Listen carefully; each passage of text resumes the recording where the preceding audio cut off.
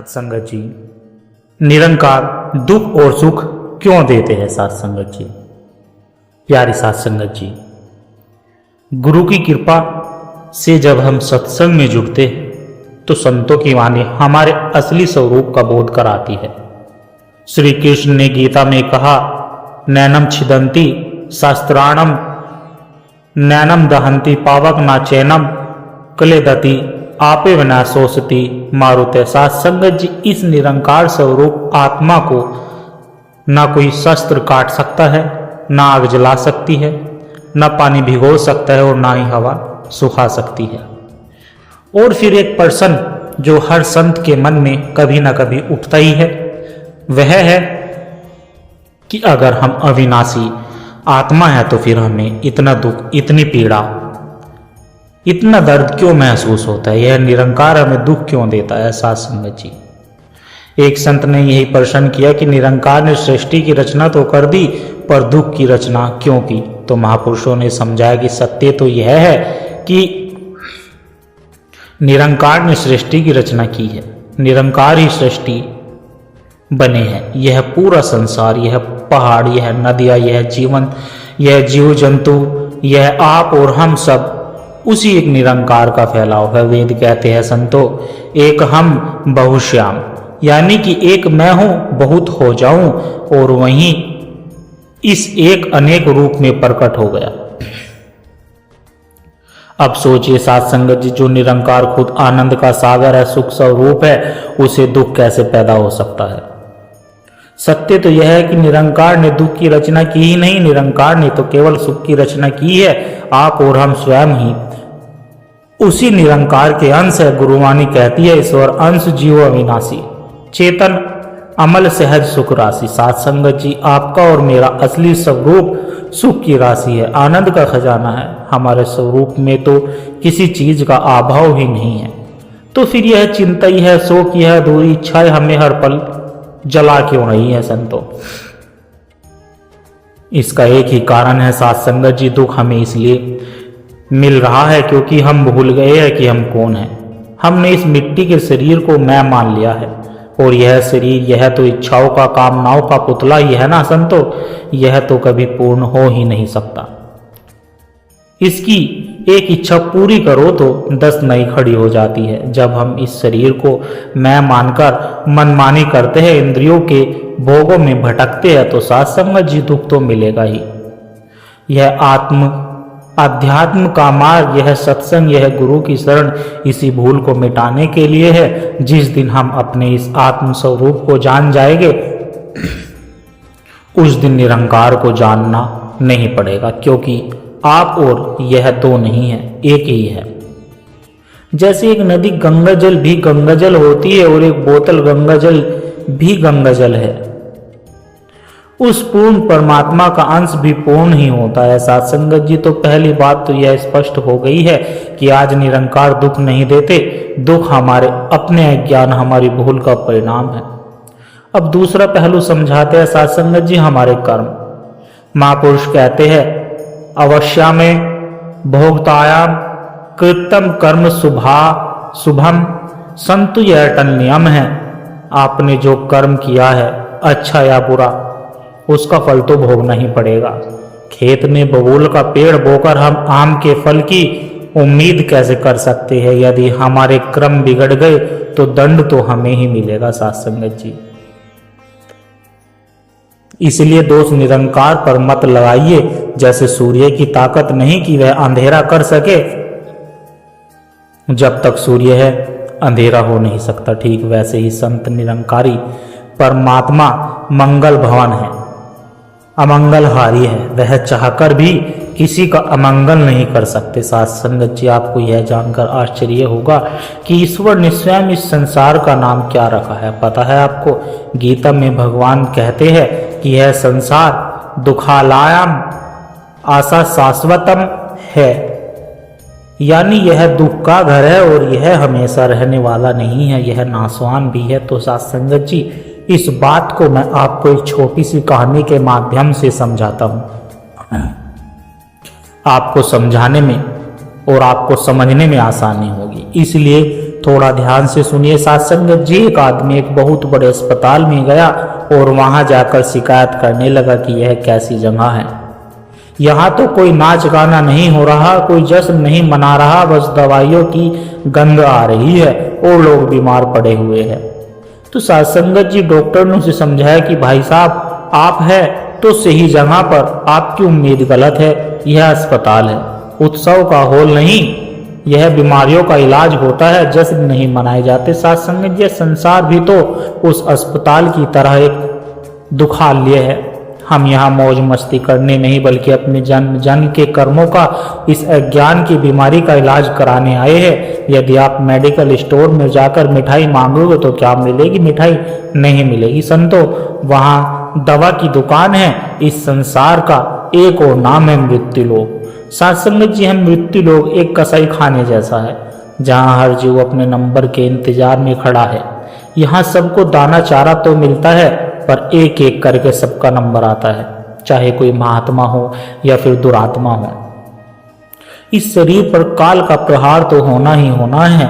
हम इस काल से तभी बच सकते हैं साथ संगत, जब हम इस शरीर के भाव से ऊपर उठ जाए और जान ले कि हम तो कालातीत है, हम वह विनाशी चैतन्य है जिस पर काल का भी कोई वश नहीं है। तो साथ संगत जी, दुख निरंकार नहीं बल्कि हमारा ज्ञान, हमारी कामनाएं और हमारे कर्म देते हैं। यह संसार सुख भोगने की जगह नहीं संतो, बल्कि अपने भूल सुधारने की कर्मशाला है। तो अब सवाल यह उठता है कि अगर हम इस दुखालय में, इस अस्पताल में आग ही गए हैं, तो यहाँ से स्वस्थ होकर, मुक्त होकर कैसे जाए? क्या रो रो कर जीवन बिताना ही नियति है? नहीं साथ संगत जी, बिल्कुल नहीं। अस्पताल में बीमारी ठीक होती है वेद यानी डॉक्टर से और दवाई से। इस भव सागर के सबसे बड़े वेद वक्त के पूर्ण सतगुरु होते हैं। पूर्ण सतगुरु बिना गुरु के इस रोग की पहचान नहीं हो सकती संतो। और संत कबीर दास जी ने कितनी सुंदर चेतावनी भी दी है इस बारे में। कबीर गुरु के रूठते हरि नहीं हो साए, कबीर गुरु जो दुष्ट ही ताको होए सहाय। साथ संगत जी, इसका अर्थ बहुत गहरा है। अगर हमने इस निरंकार को जाना नहीं, अपने स्वरूप को पहचाना नहीं, तो हम इस संसार के दुखों में उलझ कर रह जाएंगे। सतगुरु हमें वह ज्ञान का अंजन देते हैं जिससे हमारी दृष्टि बदल जाती है। साथ संगत जी ध्यान दीजिए, सतगुरु हमारे जीवन में दुख नहीं मिटाते, वह हमारे दुखी होने के स्वभाव को मिटा देते हैं। परिस्थितियां वही रहती है पर मन की स्थिति बदल जाती है संतो। जैसे कमल का फूल कीचड़ में रहकर भी कीचड़ से अछूता रहता है, वैसे ही एक ज्ञानी संत संसार में रहकर भी संसार के मोह माया से अछूता रहता है। गीता में इसे ही स्थित प्रज्ञा कहा गया है। दुखेशु अनुगमनन सुखे विगत स्प्रय, यानी कि दुख आने पर जिनका मन विचलित ना हो और सुख आने पर जो उसमें खो ना जाए। साथ संगत जी, है अवस्था केवल बातों से नहीं बल्कि ब्रह्म ज्ञान की रोशनी से आती है। जब सतगुरु की कृपा से हमें यह एहसास हो जाता है कि अंग संग तुझको देखकर कि यह निरंकार हर पल हर क्षण हमारे साथ है, तो फिर डर किसका? एक छोटा बच्चा साथ संगत जब अपने पिता की उंगली पकड़कर मेले में चलता है तो उसे भीड़ का डर नहीं होता, उसे पता होता है कि पिता साथ है। ठीक वैसे ही जब हम जान लेते हैं कि तू ही निरंकार, मैं तेरी शरणहा, मैनू बख्श लो, तो साथ संगत जी जीवन का हर भय समाप्त हो जाता है। फिर जो भी होता है साथ संगत उसे प्रसाद मानकर स्वीकार करते हैं। इसे ही संतों ने बहाना मानना है, इसे ही संतों ने बहाना मानना कहा है। गुरु नानक देव जी ने कहा, तेरा किया मीठा लागे, हरि नाम पैदार्थ नानक मांगे। साथ संगत जी, हाँ बहुत ऊंची अवस्था है जब हमारे कर्मों के कारण हमें कड़वी दवाई पीनी पड़ती है तो अज्ञानी इंसान रोता है, चिल्लाता है, हे भगवान मेरे साथी ऐसा क्यों हो गया। लेकिन संतो, एक भक्त ऐसा नहीं करता। वह सतगुरु से ज्ञान लिया है, वह कहता है कि हे दाता, अगर यह तेरी रजा है तो इसमें भी मेरा भला ही छिपा है, तेरी रजा में मेरी मजा है। साथ संगत, वह जानता है कि परमात्मा कभी गलत नहीं करता। माली अगर पौधे के काट छांट करता है तो उसे मरने के लिए नहीं बल्कि उसे और सुंदर बनाने के लिए करता है। अब प्रश्न यह है, संतों की इस अवस्था में टिके कैसे रहे, क्योंकि माया तो बहुत प्रबल है, बार बार हमें अपनी ओर खींचती है। तो साथ संगत जी इसका उपाय संतों ने क्या बताया है, सुनिए। सिमरन, सेवा और सत्संग। गोस्वामी तुलसीदास जी कहते हैं, कलयुग केवल नाम का धारा, सुमर सुमर नर उतरे ही पारा। साथ संगत जी मन को खाली मत छोड़िए। जैसे ही मन खाली होता है उसमें संसार का कचरा, चिंता और निंदा भरने लगती है। इस मन को निरंकार के सिमरन में जोड़े दीजिए। बस जब आप सिमरन करते हैं तो आप निरंकार से कनेक्ट हो जाते हैं। जैसे मोबाइल को चार्जर में लगाने पर बैटरी फुल हो जाती है, वैसे ही संतों सिमरन से हमारी आत्मा चार्ज होती रहती है। और केवल सिमरन ही नहीं, साथ संगत जी सेवा भी उतनी जरूरी है। और सेवा केवल हाथों की नहीं होती, मन की भी होती है। मन की भी सेवा करो साथ संगत जी। जब हम दूसरों में किसी निरंकार का रूप देखते हैं तो हमारे अंदर से नफरत खत्म हो जाती है। महापुरुष समझाते हैं, निंदा चुगली तज के भाई, गरिमा अपनी आप बचाए। जब हमें यह ज्ञान हो जाता है कि सामने वाले में भी वही नूर है तो मुझ में है। अव्वल अल्लाह नूर पाया, कुदरत ते सब बंदे, एक नूर ते सब जग उपिया, कौन भले थे कौन मंदे। साथ संगत जी जब यह नजर मिल जाती है तो फिर सास बहू का झगड़ा, पड़ोसी की ईर्ष्या, व्यापार का घाटा, यह सब बहुत छोटे लगने लगते हैं। हमें समझ आ जाता है कि हम यहाँ पर नाटक यानी ड्रामा कर रहे हैं। किरदार कोई भी मिले, राजा का या फिर रंक का, हमें अपने रोल अच्छे से निभाना है, पर उसमें फंसना नहीं। साथ संगत जी अंत में एक बहुत मर्मिक बात आपसे कहना चाहूंगा। समय बहुत तेजी से बीत रहा है संतो, श्वासों की पूंजी घट रही है, बहुत तेजी से घट रही है। कबीर साहब हमें जगाते हुए कहते हैं, पाती झड़त देखकर हस्ती को पलिया, आज हमारी बारी है कल तेरी, आज हमारी बारी है कल तोरी बरिया। सूखे पत्ते को गिरते देख नई कलियां बहुत हंस रही है, पर भूल रही है कि आज इनकी बारी है कल मेरी भी आएगी। इसलिए साथ संगत जी कल का इंतजार मत कीजिए, प्लीज इसी पल इसी क्षण इस निरंकार के साथ जुड़ जाइए। दुख तो शरीर का धर्म है, वह तो आएगा और जाएगा, लेकिन दुखी होना या फिर सुखी रहना यह तो आपके हाथ में है ना संतो। सतगुरु ने हमें सहज सुख की दात बख्शी है, तो आइए अरदास करें संतो कि हे सच्चे पातशाह, हमें इतनी शक्ति देना कि हम सुखों में आपको भूल नहीं पाए और दुखों में डगमगाए नहीं। हमारी डोर आपके हाथ में रहे, हम सेवा सुमन सत्संग के सहारे इस जीवन रूपी नैया को पार लगा सके। साथ संगत जी अपने असली स्वरूप को पहचानिए। आप शरीर नहीं, आप वह चेतन आत्मा है जो अजर अमर और अविनाशी है। जब आप खुद को आत्मा मानकर जिएंगे तो दुनिया का कोई भी दुख आपको तोड़ नहीं पाएगा।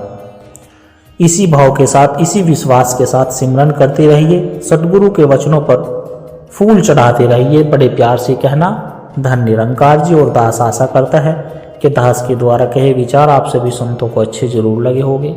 अगर अच्छे लगे हो तो दास की वीडियो को लाइक करें, शेयर करें, कमेंट बॉक्स में धन निरंकार जी लिखकर अपने विचार साझा जरूर करें और दास के चैनल को भी सब्सक्राइब जरूर कर दो। और प्यारे संतों एक छोटी सी अरदास और है, अगर इन विचारों ने आपके दिल को छुआ है, अगर आपको इन विचारों से आत्मिक शांति का एक कण भी महसूस हुआ है, तो इस ज्ञान के प्रसाद को संतों केवल अपने तक सीमित ना रखे, इस प्रेम के पैगाम को आगे औरों तक भी पहुंचाए, क्योंकि संतों एक दिए से ही दूसरा दिया जलता है। जब हम इस सत्य की आवाज को और रूहों तक पहुंचाने का माध्यम बनते हैं तो यह भी निरंकार की एक बहुत सुंदर सेवा ही होती है।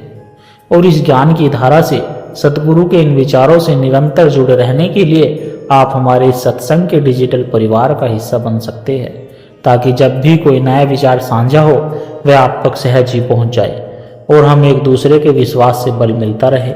सतगुरु हम सबकी छोटी छोटी सेवाएं स्वीकार करें और दास को भी आशीर्वाद दे कि दास हर रोज आप जी के चरणों में ऐसे ही सुंदर सुंदर प्रेरणादायक कहानी विचार लेकर आता रहे। साथ संगत जी प्यार से कहना धन निरंकार जी।